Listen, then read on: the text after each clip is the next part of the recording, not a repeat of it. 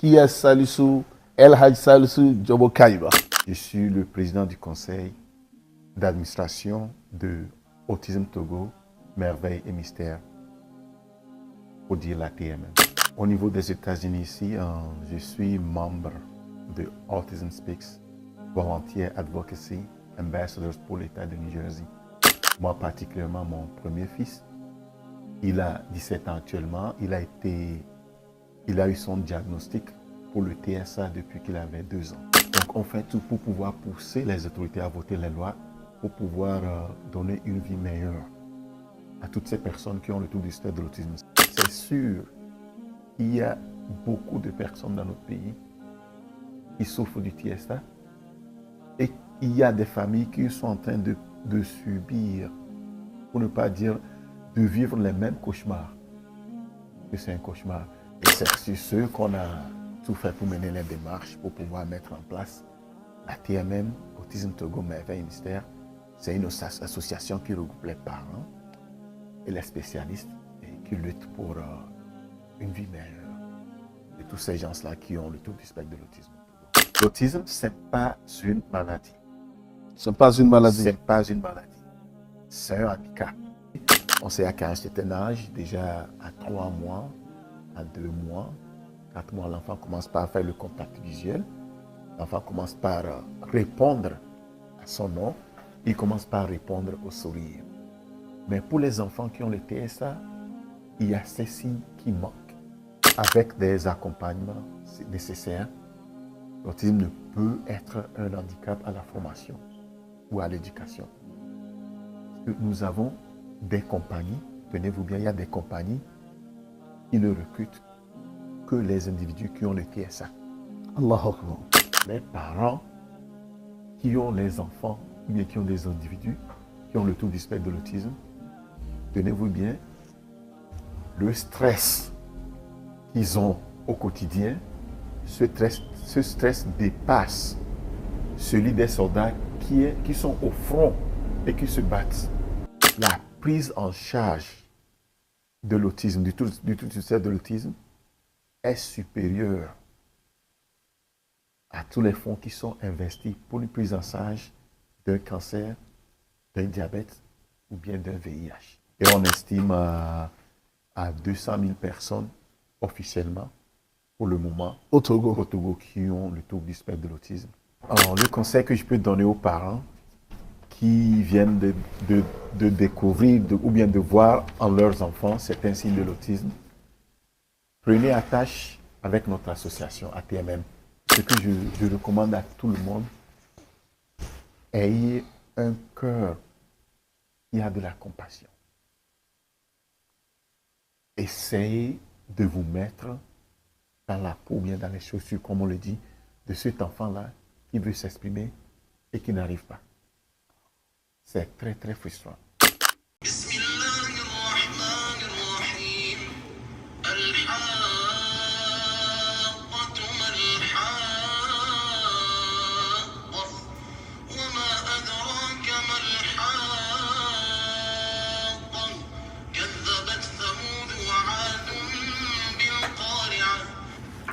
أعوذ بالله السميع العليم من الشيطان الرجيم بسم الله الرحمن الرحيم الحمد لله وحده والصلاة والسلام على من لا نبي بعده أما بعد.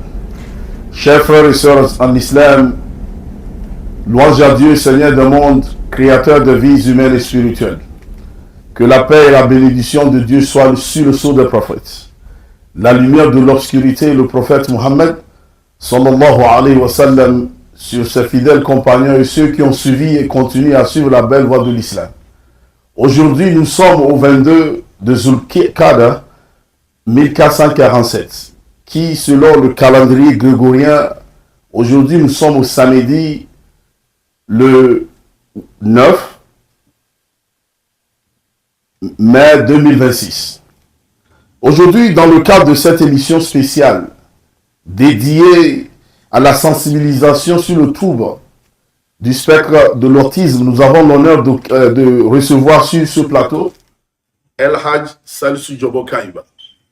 À travers cet entretien, nous explorerons les réalités de l'autisme, ses implications sociales et éducatives, ainsi que sa compréhension à la lumière des valeurs islamiques.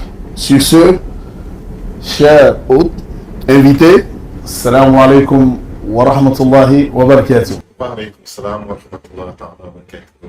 Cher, merci beaucoup de m'accueillir dans vos studios de ce matin. C'est un honneur, je souhaite plein succès à vos travaux. Barakallahu fikum. Chers téléspectateurs et auditeurs, cher El Hadj Salisu Diobo Kaiba, pouvez-vous présenter à nos téléspectateurs et auditeurs qui est Salisu El Hadj Salisu Diobo Kaiba? Merci pour l'opportunité de me faire connaître ici. Donc, comme vous l'avez dit, mon nom c'est Diobo Kaiba Salisu. Je suis actuellement postmaster dans le New Jersey. En plus de cela, je suis Autism Speaks Volunteer Advocacy Ambassador pour l'État de New Jersey. En fait, c'est un regroupement de parents qui luttent pour que des lois soient votées pour que les personnes qui ont le trouble du spectre de l'autisme puissent avoir accès à une vie meilleure, pour le dire ainsi. Et finalement, je suis le président du conseil d'administration de Autism Togo, Merveille et Mystère, pour dire la TMM.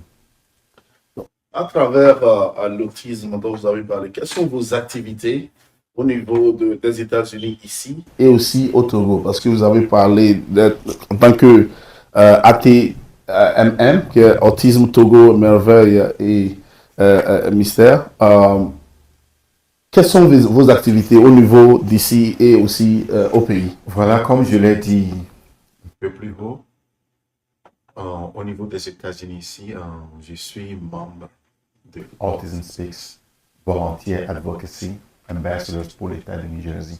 Et comme je l'ai dit, nous sommes un regroupement de parents et de spécialistes qui ont des enfants ou bien qui ont des connaissances qui ont le trouble du spectre de l'autisme. Moi particulièrement, mon premier fils, il a 17 ans actuellement, il a eu son diagnostic pour le TSA depuis qu'il avait 2 ans. Donc, c'est depuis lors que je me suis investi à pouvoir joindre ma voix à celle des autres sur avec l'association Autism Speaks. Donc, nous sommes en fait les porte-parole de ceux-là qui ne peuvent pas s'exprimer, ceux-là qui ont le trouble du spectre de l'autisme. Donc, nous sommes les porte-parole envers les autorités qui votent les lois. Donc, on fait tout pour pouvoir pousser les autorités à voter les lois pour pouvoir donner une vie meilleure à toutes ces personnes qui ont le trouble du spectre de l'autisme. Ça, c'est au niveau des États-Unis. Mais au niveau du Togo, voilà, depuis 2022, nous sommes partis du principe, moi et ma femme, toute ma famille, on s'est dit que voilà, nous avons eu notre fils qui a le TSA. Vu toutes les péripéties que nous avons eues ici aux États-Unis, vu toutes les complications avec ce qu'on a eu comme accompagnement, on s'est dit que là, c'est sûr qu'il y a beaucoup de personnes dans notre pays qui souffrent du TSA et il y a des familles qui sont en train de subir, pour ne pas dire de vivre les mêmes cauchemars, parce que c'est un cauchemar. On s'est dit alors là, il va falloir que nous portions notre voix au-delà des États-Unis ici, particulièrement dans notre pays, le Togo. Et c'est sur ce qu'on a tout fait pour mener les démarches pour pouvoir mettre en place la TMM, Autisme Togo, Merveille et Mystère. C'est une association qui regroupe les parents et les spécialistes et qui luttent pour une vie meilleure de tous ces gens-là qui ont le trouble du spectre de l'autisme. Par rapport à ce que vous venez de dire, ça veut dire que vous êtes officiellement reconnu au Togo. Et tel est le cas, quel est votre siège et comment est-ce que les gens peuvent contacter la TMM? Voilà, merci beaucoup pour cette question. En fait, on ne peut rien faire dans le noir, comme on le dit. On ne peut rien faire dans l'anonymat. Il faut toujours être connu officiellement. Donc, nous avons un récépissé officiel auprès du ministère de l'Intérieur. Il est enregistré sur le numéro 0382 du 7 avril 2023. Notre siège se trouve dans la préfecture d'Aguanivé, plus particulièrement le quartier Agouin-Humbi, vers la maison de M.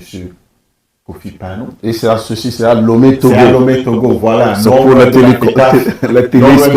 La FETAF, c'est la Fédération togolaise des associations des personnes handicapées. Donc nous sommes très proches de la FETAF, nous sommes proches du chef de la FETAF. Et aussi, on peut nous avoir sur Facebook, Autisme Togo Merveille et Mystère. Et nous avons une email adresse, c'est autismetogo.gmail.com. Et aussi, nous avons une boîte postale, c'est le 20 BP45 Lomé. Et le numéro de téléphone Voilà, le numéro de téléphone, c'est le 90 39 78 38 90 00 23 25. Et l'indice, c'est 228. Voilà. 228. Voilà, il faut que je me répète alors. C'est le plus 228 90 39 78 38 ou plus 228 90 00 23 25. À travers votre explication, quelle est l'explication simple que l'on peut donner à l'autisme? Parce que pour certains, et même il y a des grandes personnalités que je ne veux pas dans cette interview donner le nom, certains ont des misconceptions, à savoir que l'autisme est causé par certains vaccins. Et il y a aussi des fois dans la communauté islamique, il y a des gens, même des imams, qui pensent que l'autisme est le résultat des djinns. Quelle est votre réponse en tant que quelqu'un qui est, c'est-à-dire que dans la matière, qui comprend et qui vit l'autisme?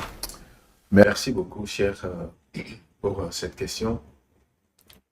D'ores et déjà, il faut qu'on apporte une précision. L'autisme, ce n'est pas une maladie. Ce n'est pas une maladie. Ce n'est pas une maladie. C'est un handicap. Ça dit un frein au développement. Un frein ne veut pas dire une absence de développement. Pas du tout. C'est un frein au développement. Donc l'autisme, c'est un handicap comme la cécité, la perte de la vue, ou la surdité, la perte de l'ouïe. Voilà. Donc c'est un handicap qui se manifeste par des altérations au niveau des interactions sociales. Il y a aussi la communication qui est affectée et surtout les émotions qui sont affectées. Donc, c'est pour ça qu'on appelle ça un trouble du spectre. En fait, c'est beaucoup de choses qui entrent en jeu qui causent ces handicaps. Maintenant, les origines sont toujours méconnues ou toujours mal connues. Je m'explique. Méconnues parce que à chaque fois, on implique ça à quelque chose d'autre qui n'a pas rapport à cela, à ce qui se passe en réalité. Méconnu parce que certains se disent, voilà, vous avez parlé des vaccins, on va parler dans ce débat, mais c'est un débat un peu incorrectement placé, parce que ce n'est pas dû au vaccin, on peut le dire ainsi, entre griffes. C'est plutôt un peu héréditaire. Mais jusqu'alors, les recherches sont en train d'être effectuées pour pouvoir vraiment savoir l'origine de ce handicap. À quel âge généralement, parce que ceci dépend des individus, à quel âge les parents peuvent commencer à au moins avoir une idée ou bien à se poser des questions, ce bébé, ça ne va pas, à quel âge on pourra avoir les premiers signes de l'autisme? Voilà. Là, bon, il va falloir que tous les parents puissent connaître leurs enfants, leur progéniture, parce que lorsqu'un enfant naît, commence par se développer, on sait à quel certain âge, déjà à 3 mois, à 2 mois, 4 mois, l'enfant commence par faire le contact visuel.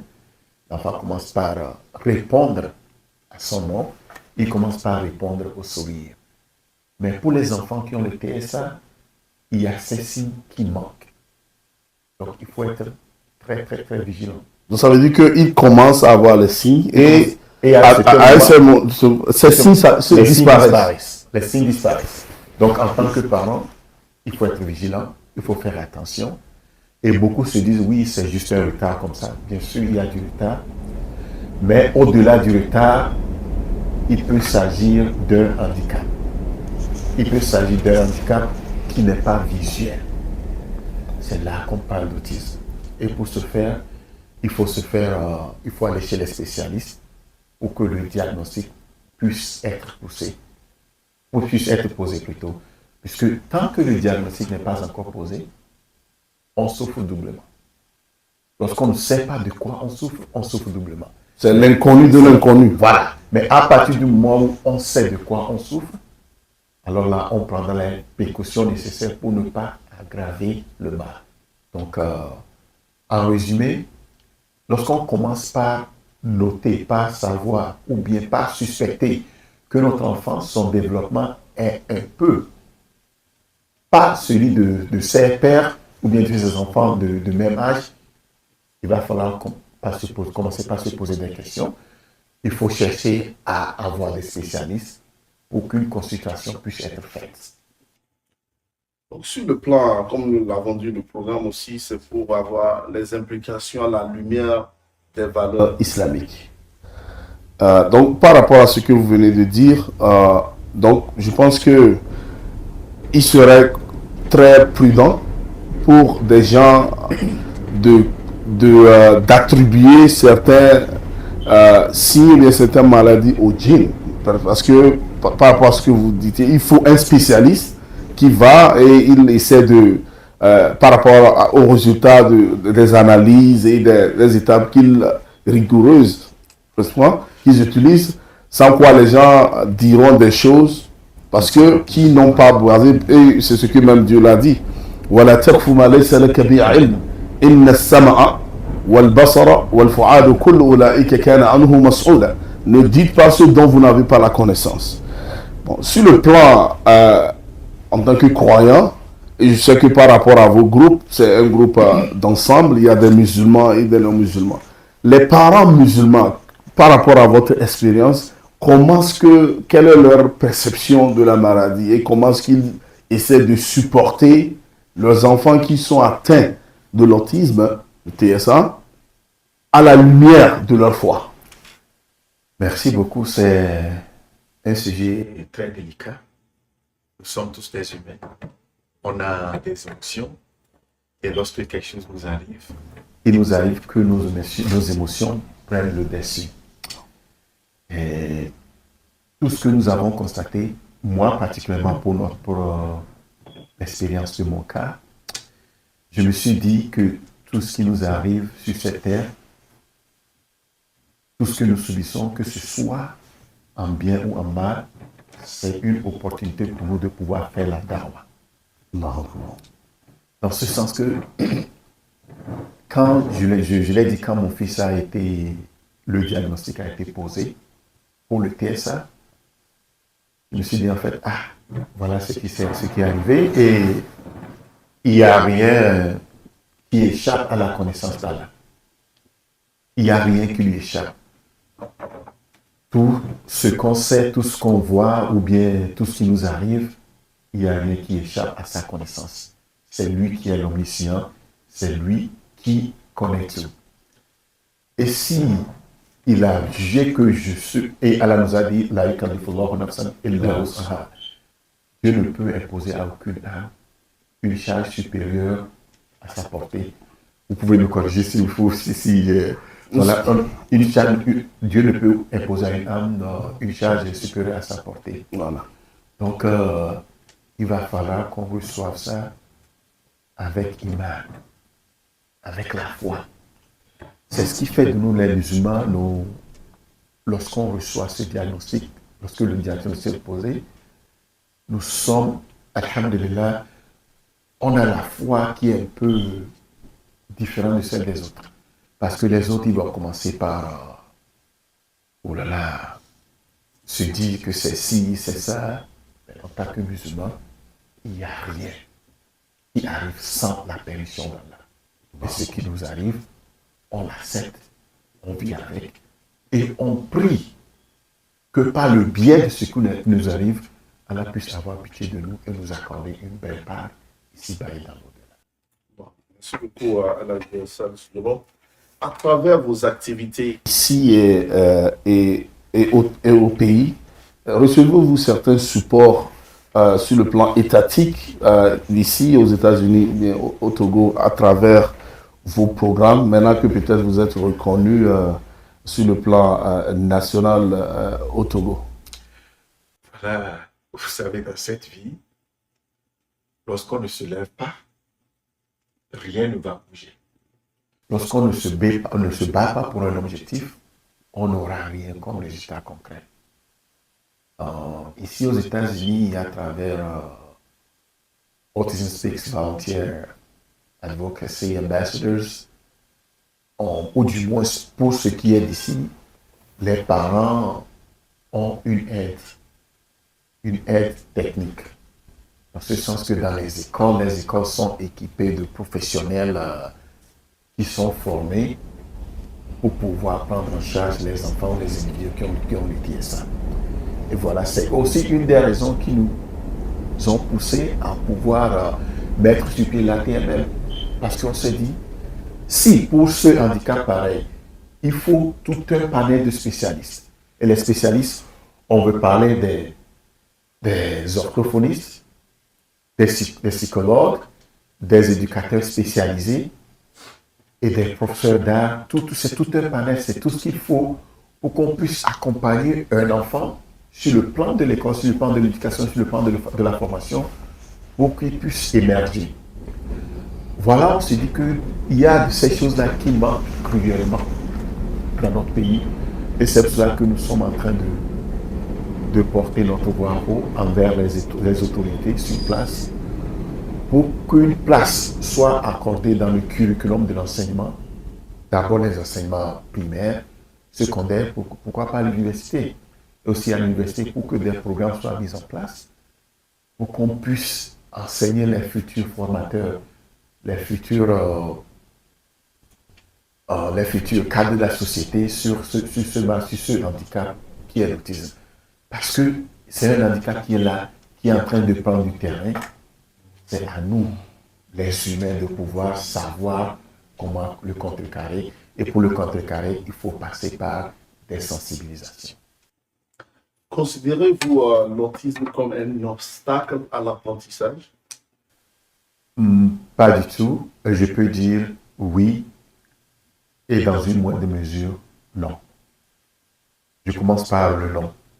Avec des accompagnements nécessaires, l'autisme peut être un handicap à la formation ou à l'éducation. Parce que nous avons des compagnies, tenez-vous bien, il y a des compagnies qui ne recrutent que les individus qui ont le TSA.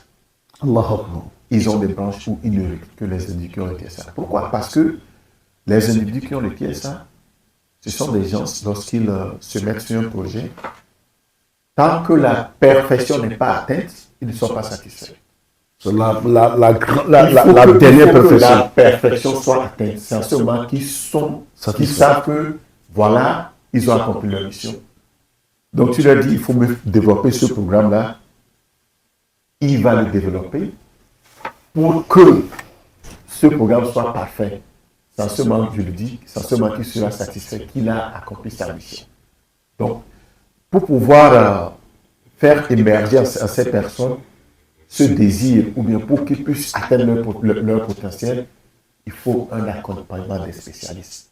Et pour ne pas vous rompre, pour le bénéfice des téléspectateurs et les auditeurs, dans nos recherches, nous avons découvert que des grandes personnalités, que même les gens ne savent même pas qu'ils ont l'autisme. Albert Einstein, Mark Zuckerberg, et aussi, je pense que Isaac Newton. Donc, quand on parle de la perfection, c'est là que je me rappelle de ce. Quand on parle d'Albert Einstein, donc ceci nous dit que l'autisme, comme vous l'avez dit, ce n'est pas une maladie, c'est un handicap. Il est à différents degrés, n'est-ce pas? Vous pouvez nous donner certaines lumières sur les niveaux? Justement, l'autisme, il y a un autisme très, très, très minime, il y a le moyen, il y a le sévère. Et quel que soit le degré, il faut un accompagnement. Par exemple, ceux qui ont un autisme très minime sont des gens avec juste un petit accompagnement. Ils peuvent intégrer la société, ils peuvent bien se former. Voilà, tout dépend des mesures d'accompagnement. Et certains qui ont un autisme sévère, et c'est là-bas que je dis non, lorsque quelqu'un a un autisme sévère, il y aura un frein à son développement, il y aura un frein à son apprentissage. Vous voyez, mais il faut quand même aider la personne dans son quotidien. Il faut aider la personne dans son quotidien parce que, avoir le trouble du spectre de l'autisme, les parents qui ont les enfants, ou bien qui ont des individus qui ont le trouble du spectre de l'autisme, tenez-vous bien, le stress qu'ils ont au quotidien, ce stress dépasse celui des soldats qui sont au front et qui se battent.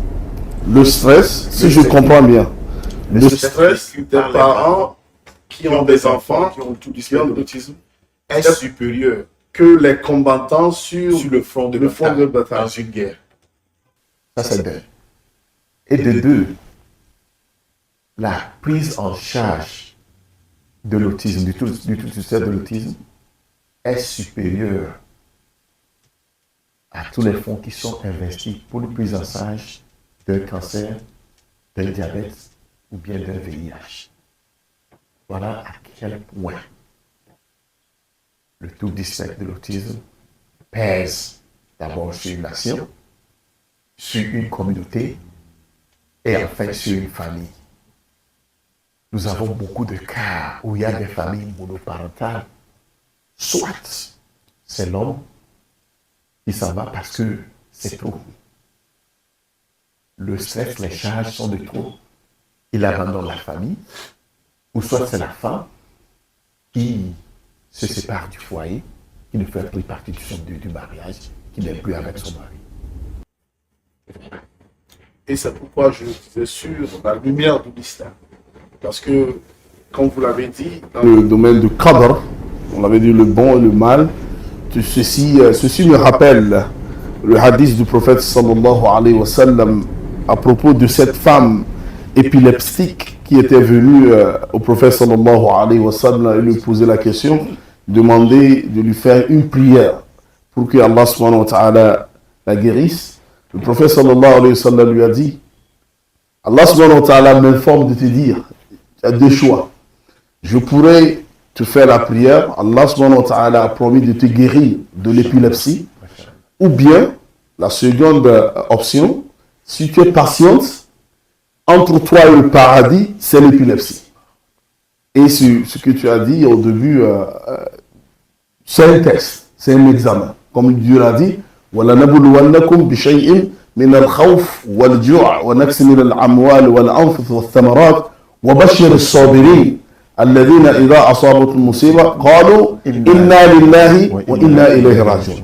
Les gens pensent qu'on dit seulement Inna lillahi wa inna ilayhi raji'un quand quelqu'un meurt. Non, pas du tout. Et Dieu dit wal fitnata ashaddu min al-qatl. Donc ceci nous rappelle déjà que certaines maladies que Allah subhanahu wa ta'ala, c'est un test.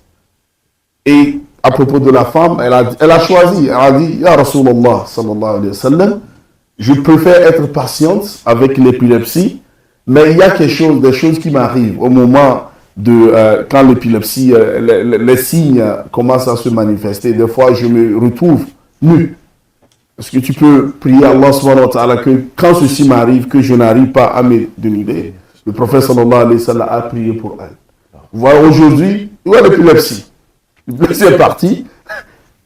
S'il y a une personne à qui on peut dire, elle est au paradis, parce que ça c'est une garantie. Donc il y a des choses qui nous arrivent et en tant que croyant, on en foi. Et bon, sur le plan de pourcentage, quel est le pourcentage par rapport? Je sais qu'au moins, dans les pays avancés, au moins il peut y avoir des statistiques, même si au niveau du pays, par exemple en Afrique, au Togo, ce serait un peu difficile. Comme nous l'avons aussi dit, certains parents pensent que ce sont des effets de djinn. Certains disent que ce sont certains effets.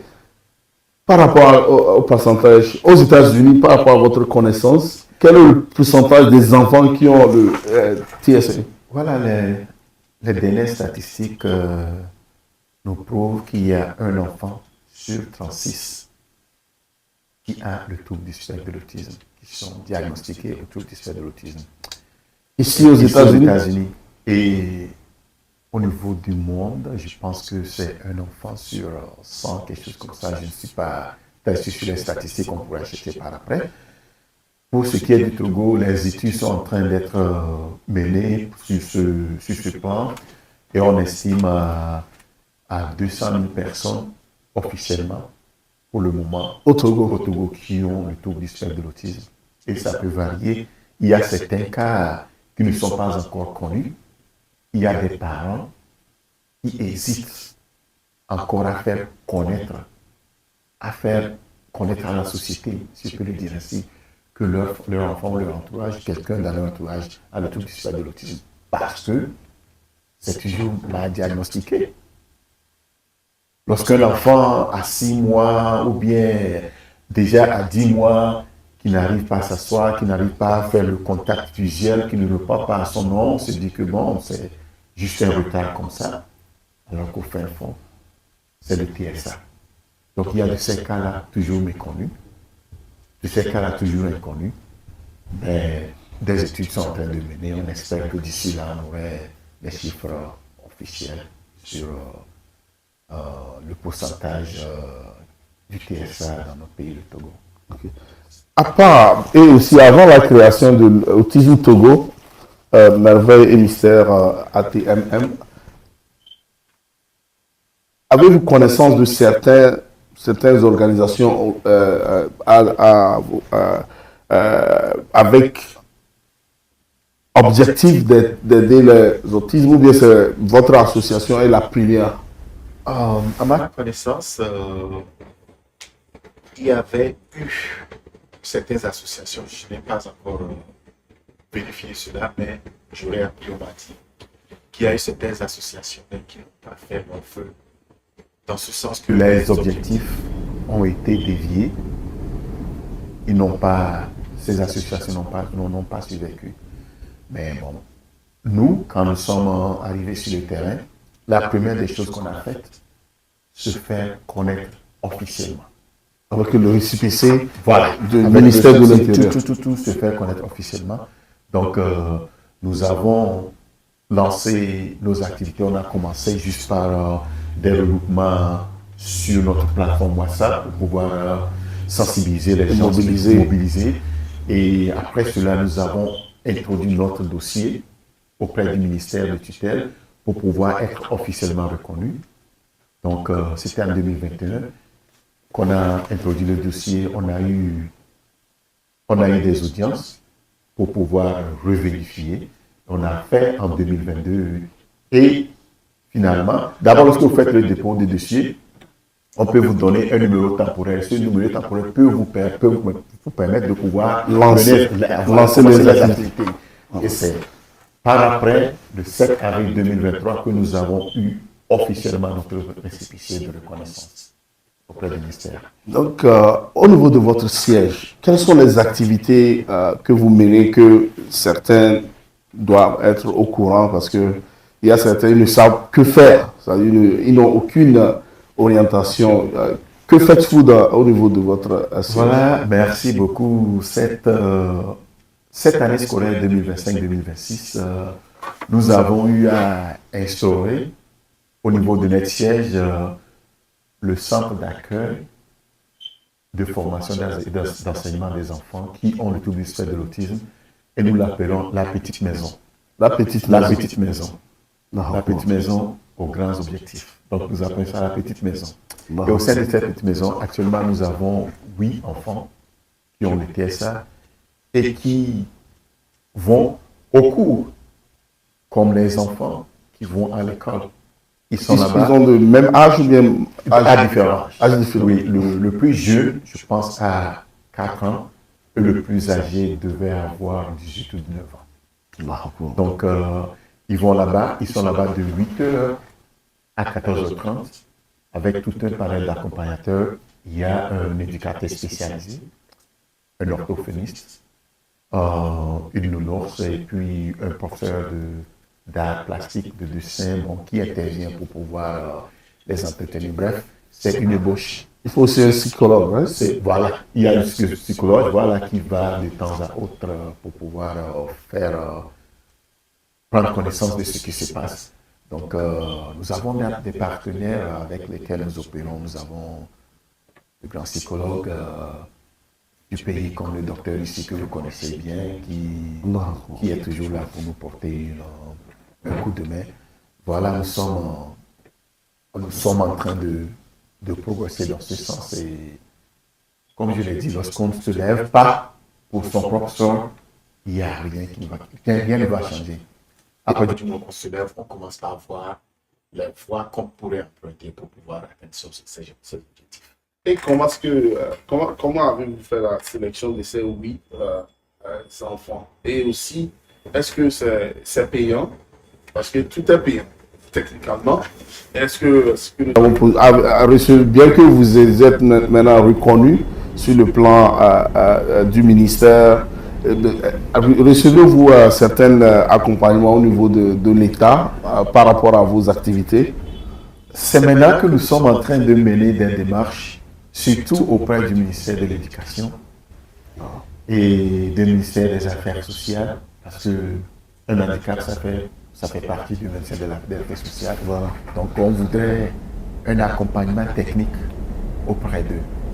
Au niveau du ministère de l'Enseignement, on voudrait que nous avons introduit un dossier de plaidoyer pour qu'au moins au niveau de chaque école ou bien au niveau de chaque district scolaire, il y ait des enseignants, des éducateurs spécialisés.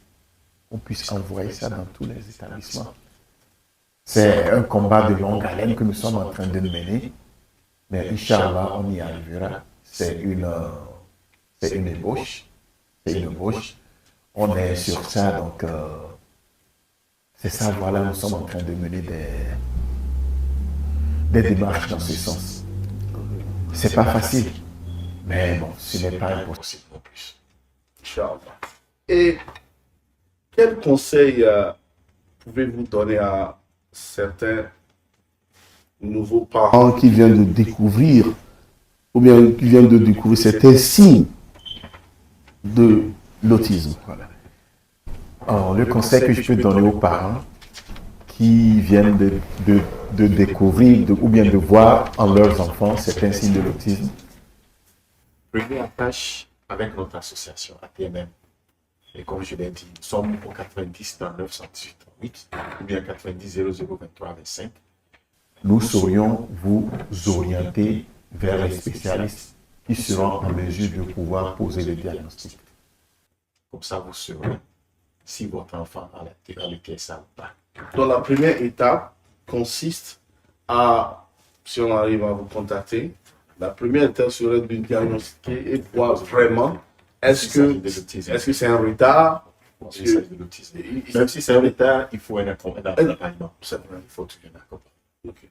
Et que dites-vous de la communauté en général?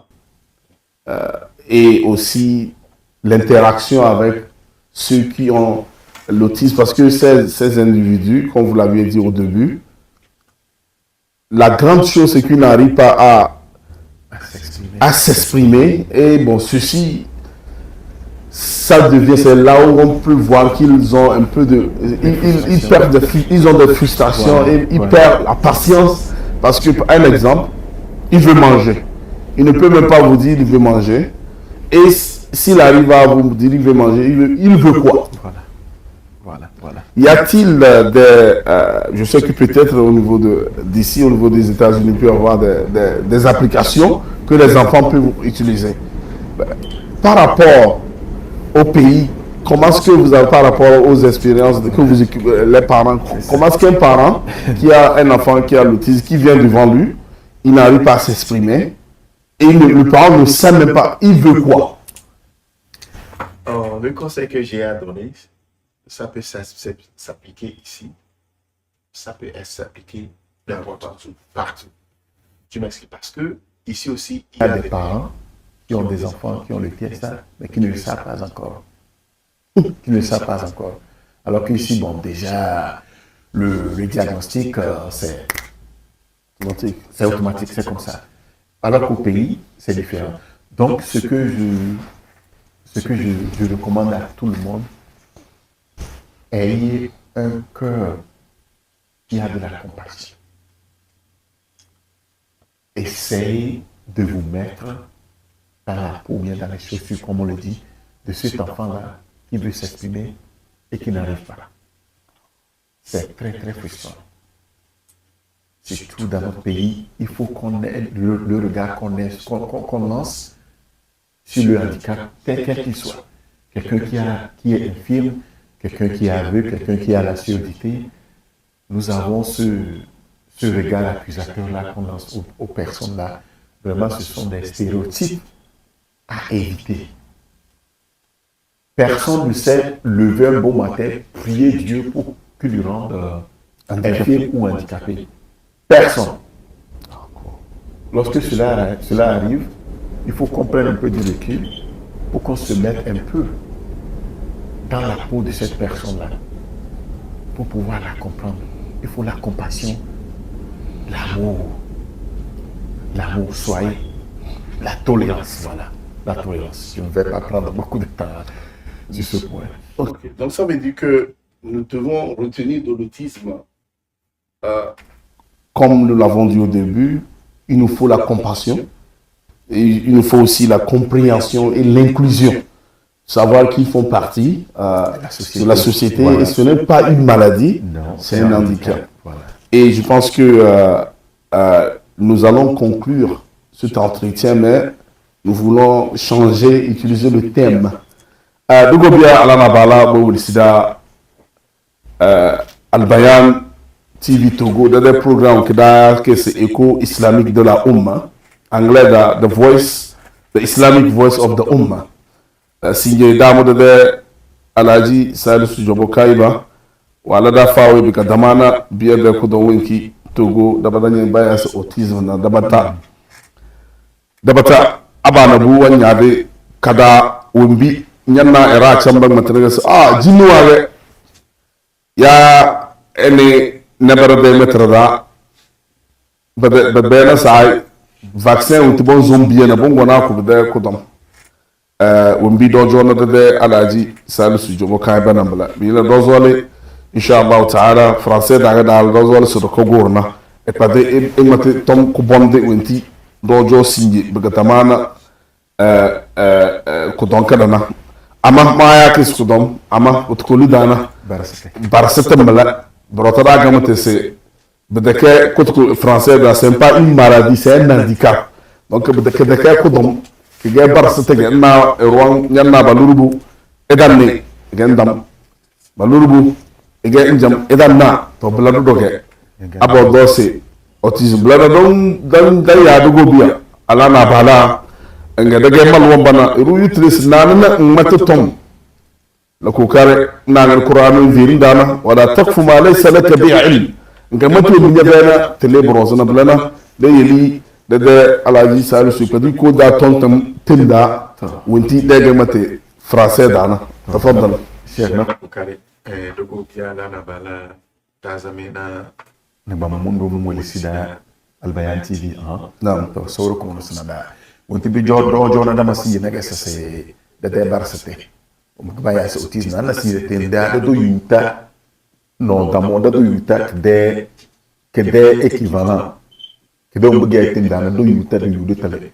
da do ra sa batsna da bëgg chaade da kay yu kide da kay te bëgg irwa bagna da do ra sa bachaada bu yu kide da ba do yu kide bu bëgg na mu baya sa autisme na gese se anya na bu angoro e de ko boge e de wale ko ne ekoro c'est la rona nyanna se biya da bata do yu tale se abuwa la nyaze Rudna no naza wambe zo wambe zo bazikale juste un exemple anya yabu wambenya anya yabu wanede anya mate silado wala mais bien baro babona autisme de bar setna yana se budebu e dam base banya bene e dam base wambenya bondo banya ya e dam de lesa se na bene ngo ana baro wane bien baro na nyaze nyoso wane ya dia so wane wambe ziko ni experience se dondo tondo ama bi yombo bon autisme de barastena badam base de fenya so dondo Donc, amena se me dé beaucoup job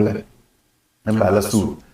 Elle apprendre, il y a des associations, il y a ATMM, le numéro 90 39 78 38. Donc, 222, 228, 90 39 70 38 ou bien 228 90 00 23 25.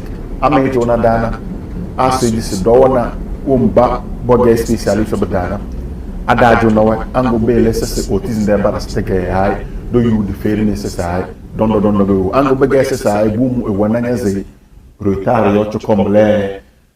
Acompanhar que bebos na bamba esse basta na boto kan abu mu abu na modo wamba esse na era na do na kokara to bo wala c'est il y a des numéros qui sont là bo wala c'est le membre Togo da Agway Nivé quartier Kofi Pan ya bu kabele la ndugo bia sera na umabembe nana si de bana c'est le de fawe c'est sanam la chers frères et sœurs en islam, spectateurs et auditeurs de la Al-Bayan TV Togo. Aujourd'hui, nous avons, comme nous l'avons dit dans l'introduction, reçu notre El-Hajj Salih Djabor qui nous a entretenus sur l'autisme. Nous prions que Allah subhanahu wa ta'ala nous donne la foi et ce que nous avons appris, que nous arrivons aussi à mettre ceci en pratique et aussi que nous faisons notre mieux. Alhamdulillah, ils ont pu établir l'autisme Togo, merveille et mystère, ATMM. Donc, nous vous implorons aussi à apporter votre contribution, pas seulement une contribution financière, même doigt. Il faut prier pour eux, pour que les parents aussi arrivent à avoir cette foi pour faire face à ce que ces parents, c'est un test pour nous tous. Que Allah subhanahu wa ta'ala nous aide et nous sommes très honorés de vous recevoir. Merci pour l'accueil. Inch'Allah, barakallahu fikum. Sur ce, assalamu alaikum wa rahmatullahi wa barakatuh. Wa alaikum salam wa rahmatullahi wa barakatuh.